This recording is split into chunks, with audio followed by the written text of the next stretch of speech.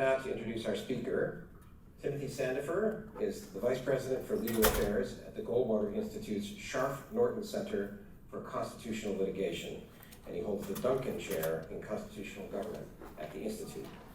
His litigation focuses on promoting economic liberty, private property rights, and free speech in states across the country. As I mentioned, we're delighted that Sandefur is holding the Barry Goldwater Chair in American Institutions at Arizona State University this year, and also happy that our school was selected as the host department. The Goldwater Chair was established in 1996 to honor Senator Goldwater for his long and meritorious service to Arizona and the United States of America. Scholars appointed should be distinguished in the fields of political science, history, economics, law, or public policy, and share, here I quote, share Senator Goldwater's principles of Americanism, individual freedom, free markets, and the free enterprise system. I should add that public lectures are one of the duties of the Goldwater Chair, as is teaching a course, and Timothy is teaching a combined graduate-undergraduate course this coming spring in SCETL on the American Dream and Economic Liberty. And we have a flyer over on the information table if any students are interested in that course, or if you know people who should be interested in that course. Sandefur is the author of 8 books, including most recently Freedom's Furies, How Isabel Patterson, Rose Wilder Lane, and Ayn Rand Found Liberty in an Age of Darkness, published in 2022. And a few weeks ago, he gave a lecture on the book in the speaker series hosted by the school's Center for the Study of Economic Liberty, and same format, lecture to questions from the audience. Sandefur is also the author of Frederick Douglass, Self-Made Man, 2018, as well as more than 50 scholarly articles on subjects ranging from Indian law and antitrust to copyright law, the constitutional issues involved in the Civil War, and the political philosophy found in Shakespeare, ancient Greek drama, and Star Trek. In his radio and television appearances, he's well known as Tim the Lawyer on the Armstrong and Getty Show on radio, and his writings have appeared in national publications including Reason, National Review, The Weekly Standard, The Wall Street Journal, and The Objective Standard, where he is a contributing editor. So for his remarks on economic freedom and democratic participation, please join me in welcoming Timothy Sandefur.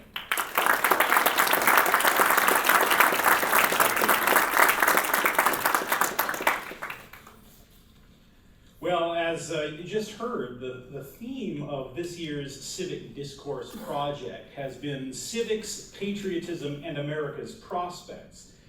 In other words, how can we reconcile our nation's commitment to open debate with the civility and mutual respect necessary for democracy to function? And we've heard from Dr. Robert George, Dr. Richard Haas, and others who have argued with great eloquence that our society is suffering from a crisis of polarization and disrespect, and that the cure is better civic education to prepare young Americans to participate in democratic dialogue and to cultivate a greater sense of humility and conciliation. Tonight, I want to put some of our previous speakers' ideas into practice by telling you why I think they're wrong, at least in much of what they've said. My topic is economic liberty and civil discourse, and I specifically want to examine some of the causes of incivility and explore how the curtailing of economic freedom is partly responsible for the crisis that our previous speakers have described. That is, how government's violation of private property rights and economic liberty are doing long-term damage to respect for civil society in America. But I think that our first step is to understand what the argument is against civility. Maybe that seems strange to ask. After all, it seems obvious that civility and decorum are good things that we could all stand to improve. Alexis de Tocqueville wrote in Democracy in America that, quote, "In the constitution of any people whatsoever, one reaches some point at which the lawgiver is bound to rely on the good sense and virtue of the citizens. There is no country where law can foresee everything, or where institutions should take the place of reason and mores," end quote. In other words, our habits of interaction, our forms of deference, respect, and good manners are more fundamental forces than even the Constitution itself. They comprise the very basis of our social system, and liberty cannot hope to survive in a society where the habits on which freedom depends have been abandoned. Certainly, the Constitution cannot save us if we cease to revere the values it embodies. And yet, America's political and educational institutions, and even traditional practices of debate, clearly seem to be deteriorating. Since at least 2016, Americans appear increasingly willing to indulge in irrational ad hominem attacks, humiliation, intimidation, and even violence. And of course, that benefits nobody. From cancel culture to shout-downs, from the right-wingers who claim to drink liberal tears from their coffee mugs, to the left-wingers who turned Justice Kavanaugh's confirmation hearings into a circus a few years ago, political decorum seems to have collapsed. And understandably, many fear that unless these trends change, they could permanently scar our democracy and maybe even lead to civil war. After all, as Tocqueville said, no system of legal mandates or punishments can possibly substitute for basic attitudes of mutual respect and commonality. That is all quite clear. And yet I think we must admit that there are good arguments for not being civil. In fact, we all recognize that there are times when it is not only inappropriate, but downright immoral to treat others with decorous courtesy. We do not compromise with a mugger who demands your money or your life. We do not try to calmly see both sides if a rapist attacks a woman. You'll have to excuse me, I wrote this a couple months ago before it became clear that there are some on the left who do try to see both sides if the rape victim happens to be Jewish. But I'll continue. If there is any lesson to draw from the 1930s or from the events of October 7th, it is, as the old slogan has it, you cannot do business with Hitler. I would go further.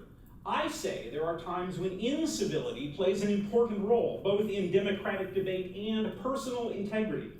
Incivility sends a message about what we are unwilling to accept as normal and appropriate, aside from what the law allows or forbids. It's good that smoking is not illegal, but I don't have to approve of it or consider it respectable or allow someone to smoke in my living room. And if someone does, it's right for me to throw them out of my house. It's no less worthwhile to express my revulsion about, say, Nazis marching at the Arizona Capitol building as they did in April 2021, or supporters of the Hamas terrorist organization throwing rocks and threatening Jewish students on this campus as they did only 2 weeks ago. Loudly expressing our disgust about these things preserves the values on which our society rests and reinforces our fellow citizens' confidence that we still take those values seriously. But refusing to treat evil ideas with civil decorum isn't just important for society, it also plays an important role in the individual's own conscience, something I think we too often neglect. In discussing questions about political discourse, we sometimes speak as though the only purpose of free speech is to help us form a democratic consensus. But the truth is that dissent's relationship to individual conscience is even more important than that.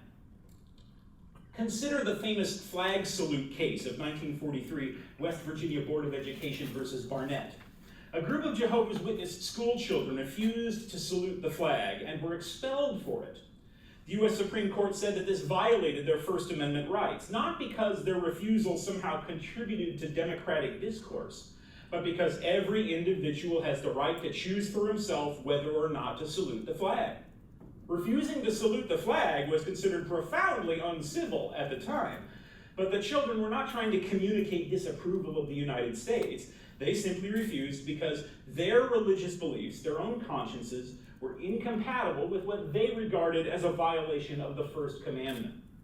In other words, we should not blithely assume that dissent is targeted at persuading others. Often, it's more about a person's testament to his or her own values, an effort to live in accordance with his or her own beliefs, and therefore a far more sacred thing than any merely utilitarian statement. There is an even better argument for incivility, however, and it's this. One often finds that those who insist upon maintaining civil disagreement are actually engaging in an intellectual sleight of hand, intended to obscure the difference between good and evil, or just and unjust. I think none of us, well, not many of us anyway, would be willing to give equal time to a modern-day Hitler or Stalin. But when we overemphasize the virtue of civility, we risk doing just that, enabling people with truly evil principles to dress up those principles in respectable clothing. By agreeing to share the stage with someone who advocates evil beliefs, we grant his beliefs undeserved credibility and help him conceal that immorality. And whenever I think about civility and democracy, I think about one of Mark Twain's lesser-known masterpieces, his 1868 short story in which an old man tells a friend how he was once traveling on a train when it was halted by a violent blizzard. I brought a few copies. I didn't bring enough for everybody. You can find it online. It's called Cannibalism in the Cars. The snow was so thick that the train was stuck for 6 days, and the people on board ran out of food. And so, being good American believers in democracy, they did what such people naturally do. They began to politely debate about whom to kill and eat. Now, the joke in Twain's story lies in the elaborate sophistication of the language, the exaggerated technicalities of parliamentary discourse among people who are considering eating one another. The debate opens with the chairman announcing, "Gentlemen, it cannot be delayed any longer. The time is at hand. We must determine which of us shall die to furnish food for the rest." Mr. John J. Williams of Illinois rose and said, "Gentlemen, I nominate the Reverend James Sawyer of Tennessee." Mr. William R. Adams of Indiana said, "I nominate Mr. Daniel Sloat of New York." Mr. Charles J. Langdon, "I nominate Mr. Samuel A. Bowen of St. Louis." And the nominations continue until Mr. Rogers of Missouri objects to the nomination of Mr. Harris on the grounds that he's far too skinny to provide nourishment for the others. Mr. Halliday of Virginia therefore suggests substituting Mr. Davis of Oregon. "It may be urged," he admits, "that the hardships and privations of a frontier life have rendered Mr. Davis tough. But gentlemen, is this a time to cavil at toughness?" Fortunately for the story's narrator, the storm clears before anyone is actually eaten. Spoiler alert! But Twain's point is clear. No amount of civility can legitimize cannibalism. To place excessive emphasis on decorum in a debate over eating each other perverts the democratic process by giving undeserved respectability to notions that in practice violate the fundamental principles of human rights, principles that are the precondition of any authentically civil debate. To put the point squarely, mutual respect and civil discourse are certainly important in a democratic republic, but it's also true that there are times when not only disagreement or civil disobedience, but outright defiance are warranted by principles of justice. I say that if we ignore this, we risk transforming our society into a kind of machine, one that operates by mere formalities while grinding up the very human beings the system is supposed to protect. We must not forget that democracy was made for man, and not man for democracy. Indeed, if we insist upon civility above everything else, we're implicitly surrendering everything into the realm of the political. I mean that if we exaggerate the importance of participating in the democratic process, we're inherently assuming that the democratic process has a legitimate claim over absolutely everything in our lives, and that no aspect of individuality is off limits to the prying eyes and fingers of our neighbors. But that's wrong, because all government, to be legitimate, must have its limits. That includes democracy. John Locke made this point in his first treatise on civil government, when he ridiculed the arguments of Robert Filmer, an advocate of absolute monarchy. Filmer said that kings have the same complete power over their subjects that Adam had over the animals in the Garden of Eden. Locke treated this with deserved ridicule. Sir Robert, he wrote, should have carried his monarchical power one step higher and satisfied the world that kings might eat their subjects too. I say that if we regard civility as a per se good, or decorum as a precondition of political society, as some of our previous speakers in this lecture series have done, we implicitly erase the lines that limit the power of government. And if we erase the lines, we make it impossible to say that something crosses the line, no matter how atrocious, cruel, or tyrannical it may be. And I say we need more such lines today and not fewer. Very well. I've given the devil his due. So, I should now add that I am not endorsing shout-downs or disruptive behavior that violates the free speech rights of people with whom we disagree, or of audiences who want to hear their messages. Even a person with evil ideas has the right to express those ideas, and others have the right to hear them. Holding your hand over someone else's mouth and preventing him from speaking is not an exercise in free speech. And shout-downs, or as we lawyers call them, heckler's vetoes, only empower the biggest bully in the room to dictate who can speak and what they can say. If a group of students or a social club invites a speaker to address them, they have the absolute right to hear him speak, and it violates their freedom of speech to interrupt that event with catcalls or vandalism or other hooligan tactics. People who do such things should be prosecuted, and of course, so should anybody who throws rocks. Such disorderly behavior is also counterproductive. Shoutdowns and vandalism actually make a speaker's ideas more attractive because they make them seem like the proverbial forbidden fruit, and they make hecklers look immature and silly. People who engage in shoutdowns end up as laughingstocks. They appear incapable of articulating any rational argument against those with whom they disagree. I've certainly never heard of anybody being persuaded by a shoutdown. On the contrary, it only hardens the hearts of the victims and increases the attractiveness of their ideas. And for what? If Martin Luther King was unafraid to debate the segregationist writer James J. Kilpatrick on live television, as he did in 1960, because he knew his cause was just and his arguments sound, why can we not have the same confidence? Or to take an even more extreme example, consider the words of Frederick Douglass, who, a century before King, that is, during the Civil War, defended the right of pro-slavery speakers to express their views. Speaking in New York, where people who supported the Confederacy were then being shouted down by pro-Union audiences, Douglass said, quote, "Detestable as are their motives, I think the pro-Confederate speakers have the right in the controversy," over deplatforming.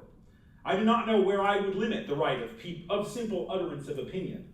If anyone is base enough to spit upon the grave of his mother or to shout for Jefferson Davis, let him.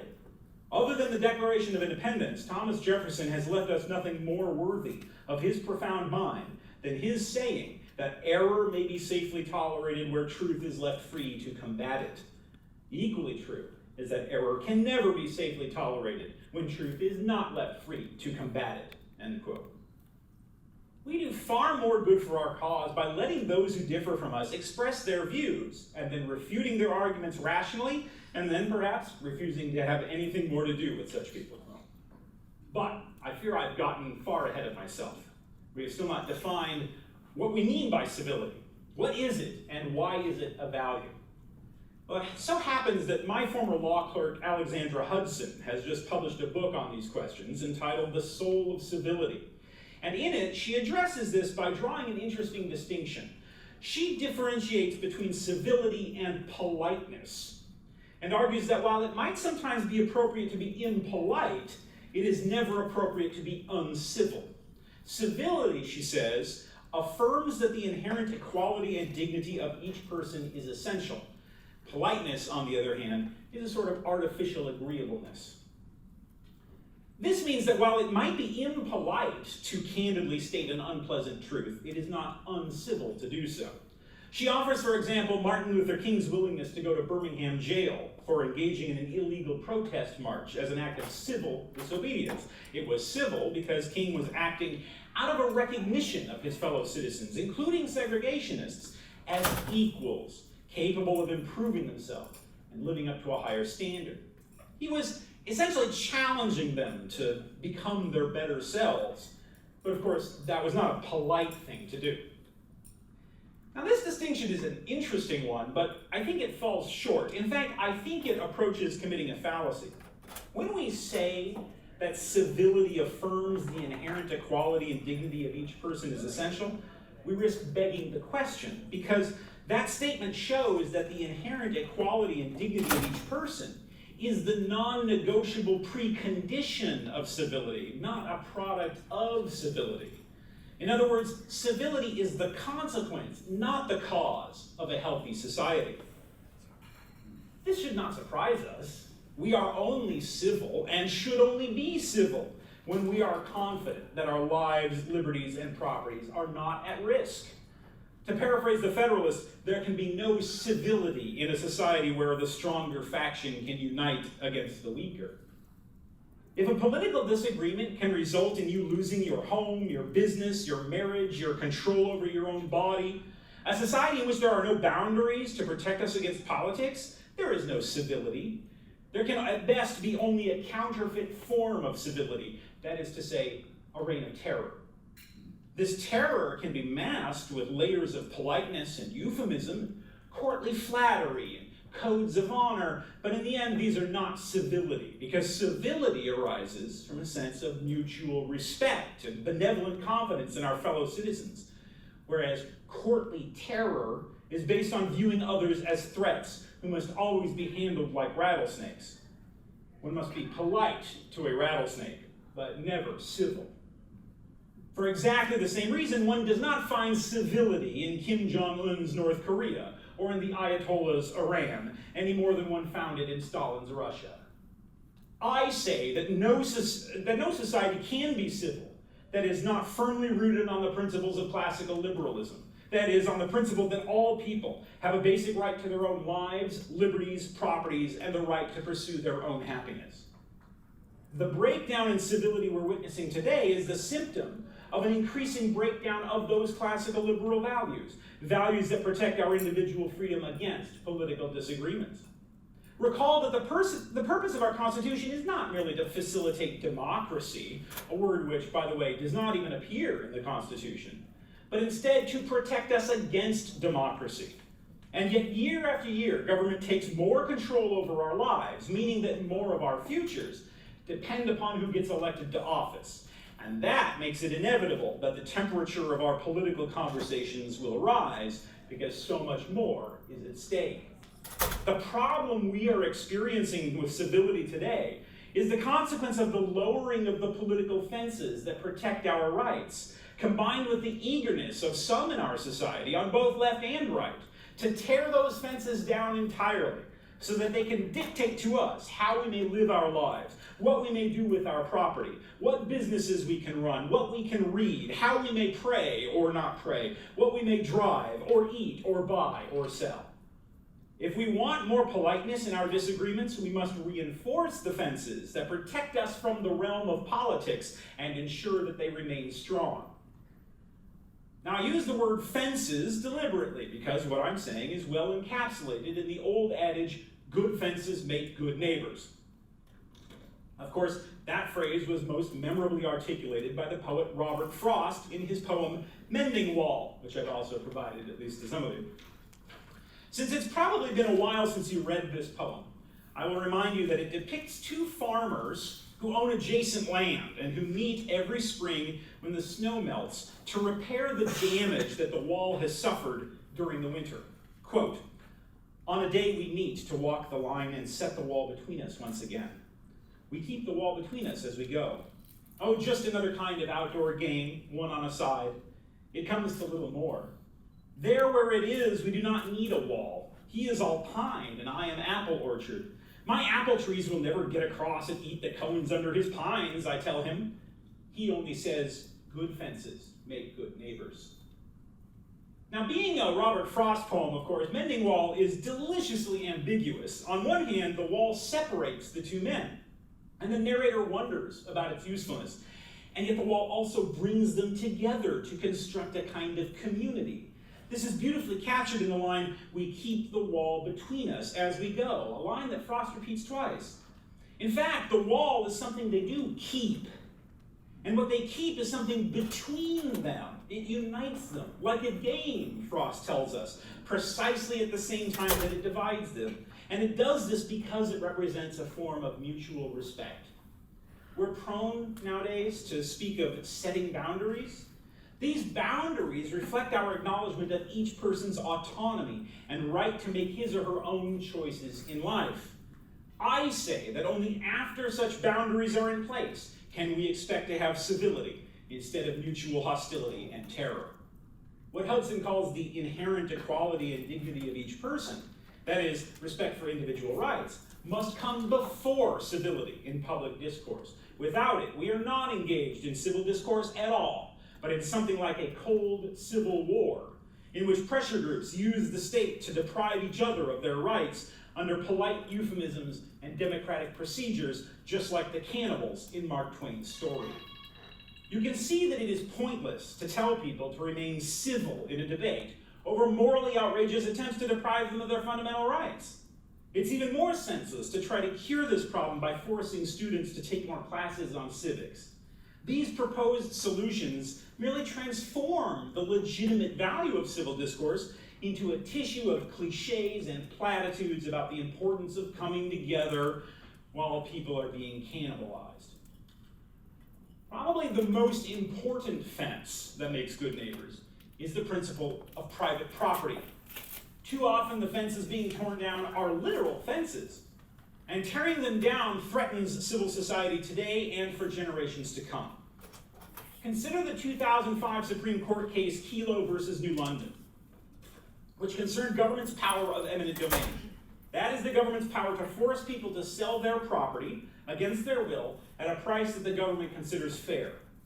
This power has existed from time immemorial, and it was originally intended to enable the government to build roads, or military bases, or other public things. In fact, the Constitution specifies that government can only take property for public use.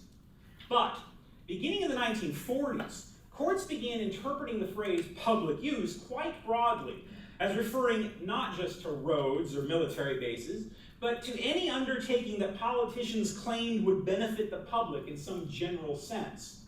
By the 1960s, government was using eminent domain to help with the redevelopment of blighted neighborhoods, that is, land that was less economically productive than politicians wanted it to be, by transferring the land to private developers who would build shopping malls in their place. This was called urban renewal. Now, is it a public use to demolish someone's home or business and give it to someone else to build a for-profit shopping center?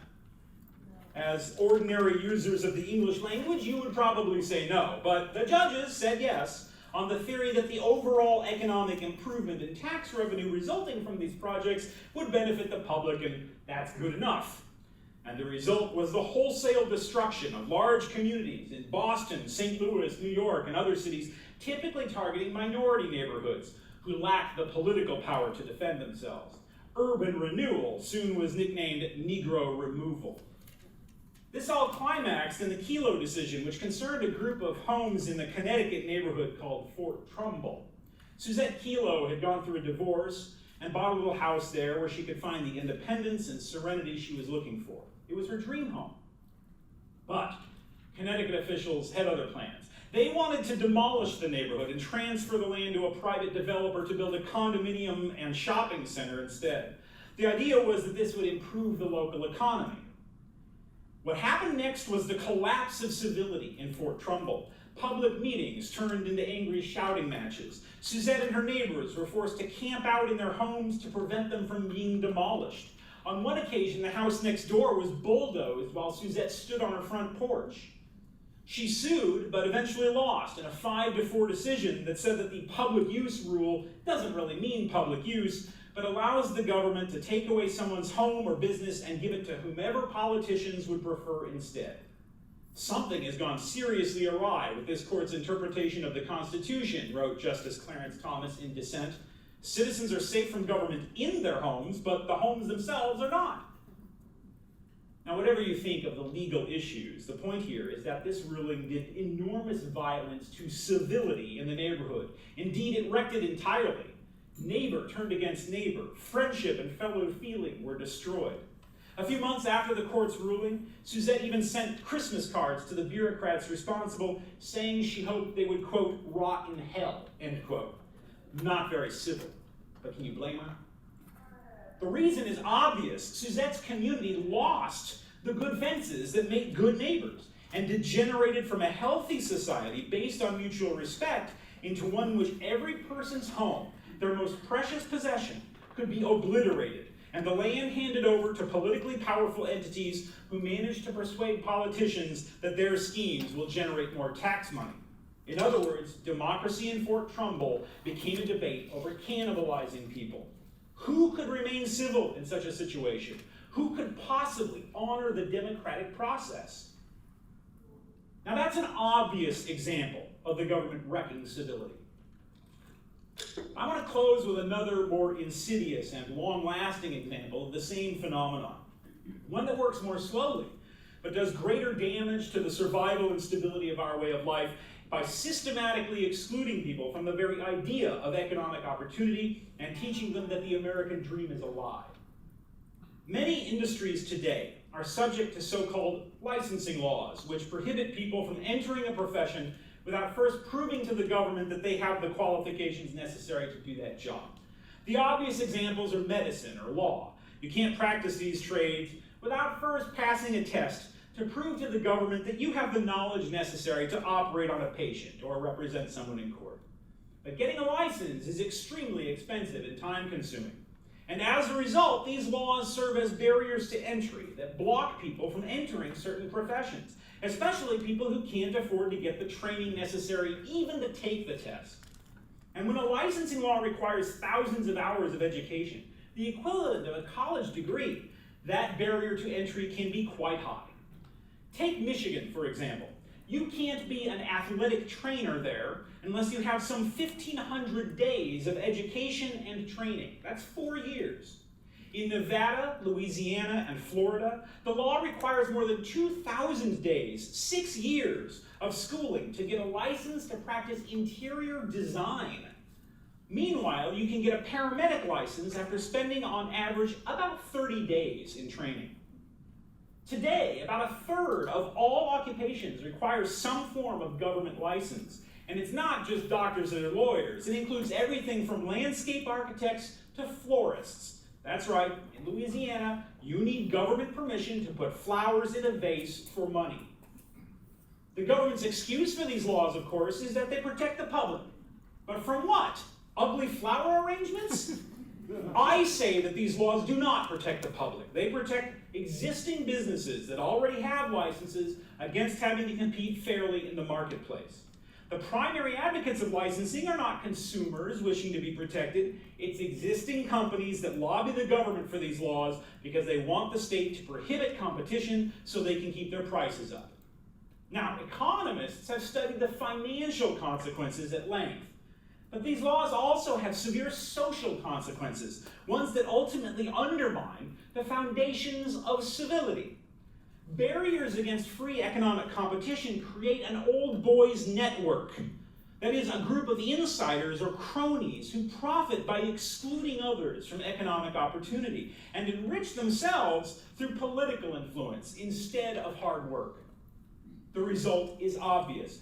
As government regulations close the doors into the economy, those already on the inside enjoy the benefits of privilege, whereas the chances that an unknown entrepreneur or a newcomer with no political connections might break into the industry or get the financing necessary to start a new business diminish.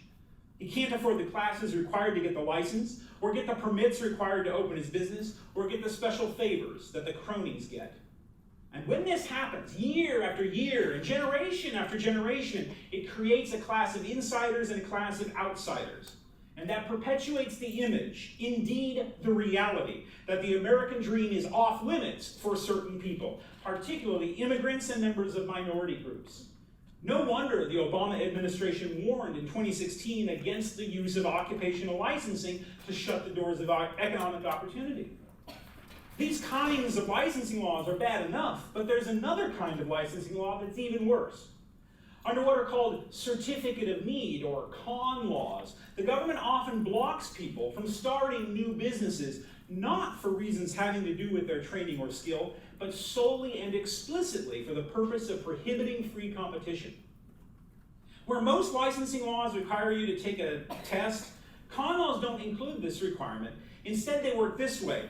If you want to start a new business, you have to apply for a con, and when your application is filed, the government notifies all the existing businesses in the industry and gives them the opportunity to object. And if an existing business files an objection, and they usually do, spoiler alert, because they don't want competition, you must then go to a hearing to prove to a group of bureaucrats that there's a public need for a new business of that sort. How do you prove that? Nobody knows because the criteria are so vague. What does public need even mean? These con laws apply to everything from moving companies and taxi cabs to hospitals and psychology clinics. Some years ago, I represented the owner of a moving company in Kentucky. To run a moving company in Kentucky, you must get a con. But whenever you apply for a con, the Department of Transportation would notify all the existing moving companies and give them the chance to object. And it turned out that in every case in the previous 5 years in which someone had applied for a con to run a statewide moving company, existing companies had objected. And they were quite honest about the fact that they only objected because they didn't want competition. Of over 100 objections that had been filed, none claimed that the applicant was unqualified or a danger to the public. Now, as I've said, once an objection is filed, the applicant must then attend a hearing to prove to bureaucrats that there's a need for a new moving company.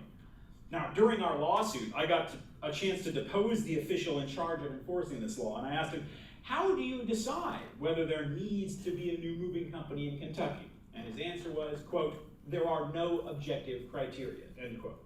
Instead, applicants have to bring witnesses to testify to agency bureaucrats to persuade them that existing companies are inadequate under vague standards that nobody understands. Now imagine some unknown entrepreneur in Kentucky, a would-be business owner, who wants to start a moving company. It ought to be simple. He gets a truck and paints the word mover on the side, right?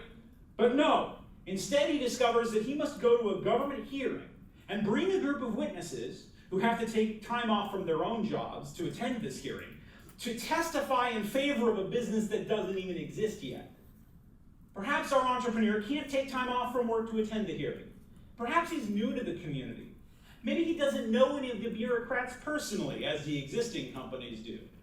Maybe he's a member of a racial or religious minority that's discriminated against in that area. He finds that he's excluded from an entry-level, low-skilled business, not because he's no good at his job, but simply because existing companies don't want competition. Can anyone blame him if he concludes from this that people like him don't really have a chance? That all our talk of hope and opportunity promised to everyone under our flag are a mass of hypocrisy and lies? Can anyone blame him if he decides that only the favored few can succeed? Can anyone blame him if he resorts to the underground economy or to crime simply because it offers him a better economic opportunity than honest labor would? Can anyone blame him if he loses faith in the American dream? Scholars have a term for what happens when people gradually decide, through the repeated frustration of their dreams, that success is something that doesn't happen to them. It's called learned helplessness. If people are repeatedly blocked by powers beyond their control, they eventually come to believe that they lack efficacy. This demolishes their self-esteem and leads to a pervasive sense of futility and resentment, an acquired passivity combined with a bitter sense that merit is a sham. People need to feel that their individual qualities matter, that they can do something with their lives. But as restrictions on economic opportunity rise, that sense is gradually drowned in disappointment and then cynicism. And because members of minority groups are less likely to win these games of favoritism, the consequences often fall hardest on them. Do we not already see this happening? 35 years ago, sociologists Shelley Green and Paul Pride wrote in their book, Black Entrepreneurship in America, that, quote, black families living in poverty have evolved subcultural patterns and values that include a sense of hopelessness and a disbelief in the institutions of the larger society, end quote. Have things improved since then? I think not. On the contrary, nihilism and despair have only become fashionable in the intervening years. So much so that in the past couple years, the American intellectual community has showered awards upon Ta-Nehisi Coates and Nicole Hannah-Jones, who have both made their writing careers out of denouncing the American dream and even Martin Luther King's dream as racist delusions. They have now made fortunes preaching a message of overt helplessness and resentment. Now, obviously, I am not saying that occupational licensing laws and eminent domain are the cause of all of our social, political, and racial strife. But I do say that since 1776, economic liberty has been at the heart of American civilization. For 2.5 centuries, it has given millions of people the opportunity to rise from poverty and to pursue happiness, and it has drawn millions of immigrants to our shores. To undermine this principle is to sabotage one of the foundation posts upon which our civil society depends, and to destroy it would be to wreck this nation's very existence. And I fear that we are in the process of doing just that. Laws and regulations that restrict entrepreneurship and private property rights are gradually transforming our society from a free society into what I call a permission society, one in which our rights are replaced with the requirement that the government pre-approve every economic choice we make.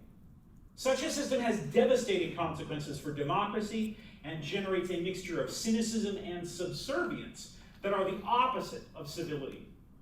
A free society is based on mutual equality and respect for individual autonomy. But a permission society is fundamentally unequal. There, the government stands above the people. It chooses which freedoms to give and which to withhold. In a permission society, we all stand in a position of inferiority to the state, and we must flatter the bureaucrats and cajole and curry favor with politicians who hold our fates in their hands. A free society, one with strong fences, is one in which people acknowledge each other as fellows and view the government officials as public servants. A permission society is a society of caste, privilege, and rank, in which government officials are the public's masters. And, of course, a society that distributes economic opportunity toward entrenched interests will become increasingly stratified and resistant to change. And that helps foster a sense of alienation that makes those who lack political influence ripe for recruitment by demagogues, nihilists, and fanatics. What starts as learned helplessness with the individual metastasizes in our society at large into what the psychologist Viktor Frankl called learned meaninglessness. That is, the sense that not only are one's own dreams out of reach, but that all talk of dreams is a lie, and that our Constitution and our civilization are not worth preserving. Frankl warned in 1983 that the nation's youth, and particularly college students, were being indoctrinated with nihilism, that they were being taught every day, especially in philosophy class, that, quote, there is no justice, everything is random, there's no particular meaning in what decision you make today about how to act, end quote. Nihilism, of course, always masquerades as worldly sophistication, which makes it extremely attractive to young people. And once it takes root in a young mind, it can lead not only to a breakdown in civility, but to violence and even cultish behavior. I say that we are already seeing this on both the political right and the political left. We've seen plenty of it in just the past few weeks on this very campus. 150 years ago, Supreme Court Justice Stephen Field wrote that economic freedom, quote, is the distinguishing privilege of citizens of the United States. To Americans everywhere, all pursuits, all professions, all avocations are open. This is the fundamental idea upon which our institutions rest. And unless adhered to in the legislation of this country, our government will become a republic only in name. As our government increasingly treats economic freedom as a privilege that it can parcel out to whomever it pleases, as political leaders increasingly regard our property as resources that they may confiscate and redistribute at will, as the doors of opportunity are increasingly closed to anyone who lacks political influence, we are destroying the basic principle of American society and making it a republic only in name. The consequences for civility are obvious. The more we teach young Americans that success is just a matter of favoritism, luck, dishonesty, or even gamesterism, and that the notion of working oneself up from the ground is a myth, the more their respect for democratic institutions will vanish into a fog of resentment, despair, and poisonous nihilism. If the precondition of civility is that we accept the inherent equality and dignity of each person, then I say our political and legal institutions must respect individual rights, including the good fences of economic freedom and private property. Only after these are secure can we hope for the blessings of civil discourse. In the end, the words were said by Langston Hughes. Oh, let my land be a land where liberty is crowned with no false patriotic wreath, but opportunity is real and life is free. Equality is in the air we breathe. Oh, let America be America again, the land that never has been yet, and yet must be, the land where every man is free. Thank you very much.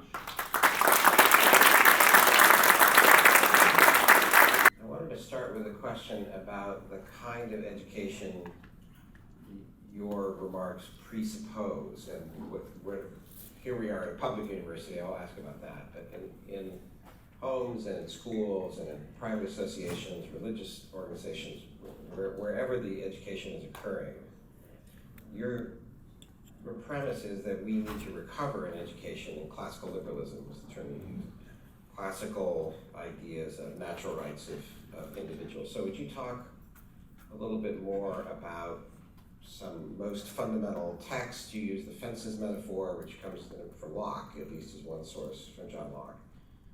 You mentioned Tocqueville. So talk a little bit, if you would, about just some major milestones of such an education, texts or authors or ideas. Well, I think the starting text has to be the Declaration of Independence. And I think if somebody were organizing a class about this is not my class, but if somebody were organizing a class about it, I would start with the Declaration and work backward from there. When the founders say, we hold these truths to be self-evident, what do they mean by self-evident? When they say all men are created equal, what is this conception of equality and where does it come from? Of course, the answer is that the classical liberal political philosophy underlying the Declaration of Independence really came to maturity in 17th century England around the time of the English Civil War. We tend to think of the American Revolution as being the first of a series of wars that continued with the French Revolution and so forth. It actually was the end of a series of wars that began with this English Civil War and then the bloodless revolution of 1688. And during, almost a century there, you have a great deal of philosophizing and argument among brilliant thinkers like Locke or John Milton, my favorite Christian libertarian, about where rights come from and what the limits of legitimate government are. So the Declaration, Jefferson said, he was late in his life, Jefferson was asked, well, didn't you just plagiarize the Declaration? And he said, well, it wasn't my job to come up with something new. So what I did was I tried to synthesize what everybody was already thinking. And those things came from, and he named 4 authors. He said Aristotle, Cicero, John Locke, and Algernon Sidney. Most people today are unfamiliar with the name of Algernon Sidney. He wrote a book called Discourses Concerning Government, and he was actually a martyr to the classical liberal cause. He was executed for his opposition to the Stuart Kings. Marvelous book. I think, I'm not sure, I think it's the origin of our saying, God helps those who help themselves, I think, Bruce was reading that book. Anyway, so I would start with the Declaration, and I would trace it back, and there are plenty fantastic books and sources out there. My friend, law professor Randy Barnett, for example, has written a very helpful article that sort of guides you through the Declaration and where these ideas came from. And then look forward from there. How was it not applied when it was written? What about the problem of slavery? What about the problem of the treatment of women? And why is it that the abolitionists embraced the Declaration and the women's suffragists embraced the Declaration? They didn't say we disagree with it. They didn't say they hated it. It was the pro-slavery forces who openly denounced the Declaration, one of them calling it a self-evident lie on the floor of the U.S. Congress. So that's the text I would start with, is the Declaration. Great. So at the information table over on this side of the room, you can get a copy of our pocket Constitution that the school has. The Declaration of the Constitution, let me add Lincoln and Martin Luther King to make it somewhat more Socratic, right? And because all of these, the of common theme is the Declaration, right? King called it the great promissory note of America, and Lincoln, of course, said that he had no political beliefs that did not have their root in the Declaration of Independence. I did want to ask about the remarks you made, skepticism about a civic education, and I think what you meant by that is in government schools, or here we are in a government organized, funded public university. So I'm presuming that that's the case, that you disagree with the idea of publicly funded, organized public schools, as we would call them, K-12, or even public universities. But here's my question to you. We have them, right? So are you saying it's better to not have civic education? Oh, of course not. Okay, Oh. so if we have such schools, then we would want a civic education in which at least there's space for, and you would say a priority for, classical liberalism, right? You are in this place, America. Where did it come from? Based on what principles of the founding? And not just presuming that, just assuming that democracy is some sort of axiomatic, automatic good. Democracy is not an automatic good. Just ask Socrates, who was murdered by a democracy because there was no Bill of Rights in Athens. No, democracy is only a good because it serves deeper values, and those values are those of individual liberty and so forth. No, what I'm saying about civil discourse is that, unfortunately, it is a very easy and blithe answer to say, oh, well, the reason we're having trouble with civil debate is because kids don't know, how a bill becomes a law. And that sort of thing is very superficial. What the real problem isn't that people don't know the mechanics of government. Of course they should know the mechanics of government, but it's much more important that they know that, for example, Congress shall make no law respecting an establishment of religion. That's a much more fundamental principle for understanding the Constitution than knowing, how many senators have to vote for a bill to override the president's veto or what have you. Though all of that's important, and of course I've made a profession out of it, so I love everything about the Constitution. I love everything about civic responsibility. But the reason we have a Constitution is so that people don't have to always think about politics. I was here at one of the events a couple months ago, and we had the dinner afterwards. I got in a conversation with a student, and I said, well, what do you think is a problem with society today? And she said, well, people need to get more active. They need to get involved in politics more. No, a society in which everybody has to worry about politics is a totalitarian state. A society in which everything that you do depends upon what the government. How the government operates is a totalitarian society. The reason we have a constitution is to protect you against the government so that you don't have to worry about that stuff and can go and be productive. Instead of having to, how many of you have been to a city council meeting? Right? And not very many, and this is a pretty nerdy crowd. So how many average Americans have been to a city council meeting? One of the great blessings of our life is that you don't have to go to city council meetings. The place where you have to go to city council meetings is the Soviet Union, right? Because your life might depend upon showing up or not showing up. So the purpose of our Constitution is to protect you against politics. And so that's why I say, of course it's important to know how a bill becomes a law, although unfortunately in our administrative state, most of the laws that you live your life under aren't even voted on by elected officials. They're passed by hired bureaucrats you have no democratic control over, but that's a side note. Of course it's important that you know how that works, but it's more important that we have institutions in place to protect you against having your rights violated so that you can live a happy, productive life pursuing your own happiness. That's the purpose of this entire system. So your argument in one sense is about the larger aims or purposes. We need education in liberty, private liberty. Right. So one of the great advocates, you mentioned Milton, right? His Areopagitica, right? Here's a poet. Mm-hmm. He would say, an author who cares about political liberty because he wants the freedom to write and discourse and debate. And you mentioned Tocqueville, who was a lawyer and cares about constitutional forms of government. But one of his great moments of praise about America is civil society, right.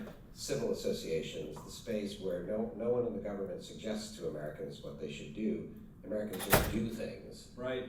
Yeah, and on that point, one of the big problems with the breakdown in our understanding of the principles of our Constitution is that nowadays a lot of people assume that if something is going to be done, it has to be done by the state. It has to be done by the government. Well, here's a problem. The solution must be therefore, I must call up my lawmaker and get the government to act.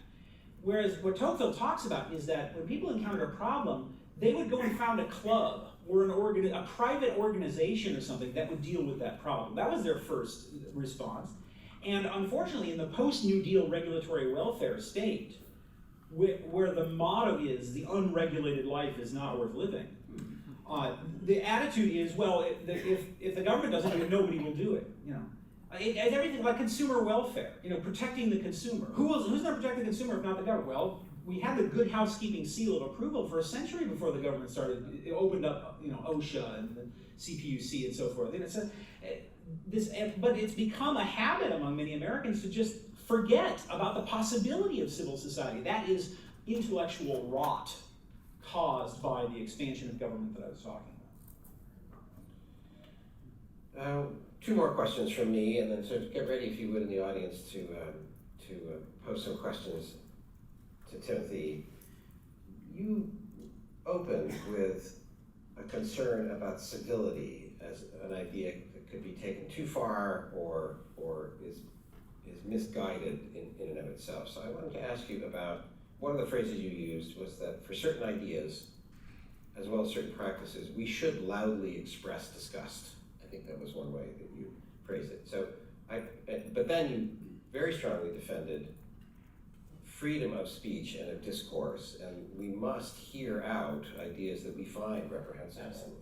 Can't shut down, cancel, deplatform. Right. So talk, if you would, about that's a tricky pair of ideas to hold in a kind of paradox or tension, that we can be disgusted or revolted and should very strongly, emotively denounce, disagree with. But we need to learn to hold ourselves before the edge of saying, and therefore I should, for example, on many college campuses or universities, public and private, a libertarian view of a philosophy of individual freedom is disgusting, right? It's revolting, it's selfish, and you know all the criticisms, right? And therefore, a stage should not be given to such a person, and it shouldn't be in courses, etc. So how do we hold these two in tension with each other? We can show disgust, but we don't want to cancel or prohibit. They're absolutely right, and you're right about should never give a platform to Sandefur. I always think of, like Obi-Wan says, if you strike me down, I will only grow stronger. But the answer is that, fortunately, the rules are there if we just learn them. The rules have been developed over centuries of free speech law and the application of these principles, so that, and not only do we all know that the way to handle disagreement is to let the other person speak and then get up and talk and denounce them as a fraud. That's how you do it, and that's how it's been done for centuries. And it works when it's tried, and we all know it, and the Supreme Court knows it and has told us time and time again. And it's only because a group of postmodern pseudo-intellectuals have persuaded a lot of people that somehow speech is a form of violence and violence is a form of speech, that we have any kind of pretextual cover for the kind of hooliganism that we've seen on campuses and across the country in the past several years. So this isn't really a hard problem to deal with. We all